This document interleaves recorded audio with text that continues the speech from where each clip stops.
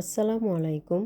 এখানে আমি কিছু শুটকি নিয়েছি। দেখেন শুটকিটা আমি থেতলে নিয়েছি, তাই হয়তোবা আপনারা বুঝতে পারছেন না যে এটা কি।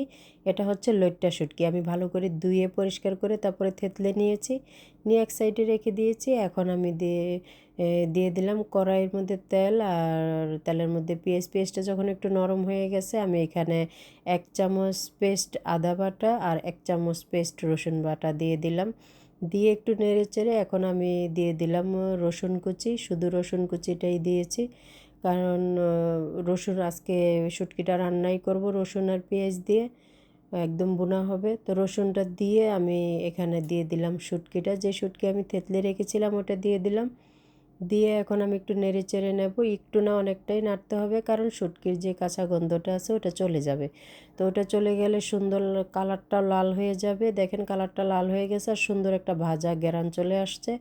এখন আমি দিয়ে দিব 1 চামচ হলুদের গুঁড়া, আর দিয়ে দেব এখানে 2 চামচ মরিচের গুঁড়া। তো মরিচের গুঁড়াটা আমি একটু বেশি দিয়েছি, কারণ শুটকিটা আমি একটু ঝাল করব তাই। তো এখানে আমি একটু নেড়ে চেড়ে নেব, আর এখন দিয়ে দিব লবণ। তো এখানে আমি পরিমাণ মতো লবণ দিয়ে দিয়েছি।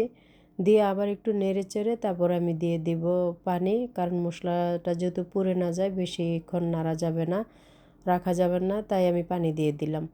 এখন আমি পানি দেওয়া হয়ে গেছে, আমি মশলাটা আবার একটু ভুনে নেব। তো মশলাটা আমি আরেকটু সুন্দর করে কষিয়ে নিলাম। তো নিয়ে এখন আমি দিয়ে দেবো এটার মধ্যে একটা বেগুন। তো বেগুনটা আমি দিতাম না, কারণ আমি আজকে ভাবছিলাম যে তৈরি করব শুটকিটা রসুন আর পেঁয়াজ দিই। তো এখন আমার ছাদ বাগানে ধরেছিল, একটা বেগুনই ছিল। তো ভাবলাম যে একটা বেগুন আর কি দিয়ে রান্না করব, তো শুটকি যেহেতু রান্না করতেছি ওটাতে দিয়ে দিই। তো বেগুনের সাথেই আবার দিয়ে দিলাম কাঁচামরিচ আর হচ্ছে গিয়ে পেঁয়াজ কুচি। তো এগুলো সব একসাথে আমি এখন বুনে নেব, একটু নেড়ে চেড়ে ঢেকে দেব।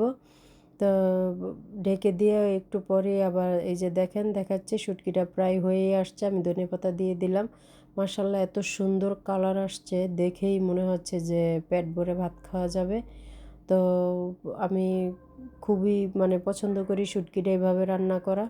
আর শুটকি যেভাবেই রান্না করি না কেন খেতে খুবই ভালো লাগে, কারণ শুটকি যারা পছন্দ করে তারা শুটকির তরকারি মজাটাই বুঝবে। তো এইভাবে দেখেন আমার তরকারির কালারটা কীরকম লাগতেছে, অসাধারণ লাগতেছে দেখতে। তো হয়ে গেছে আমার লইট্টা শুটকি ভুনা।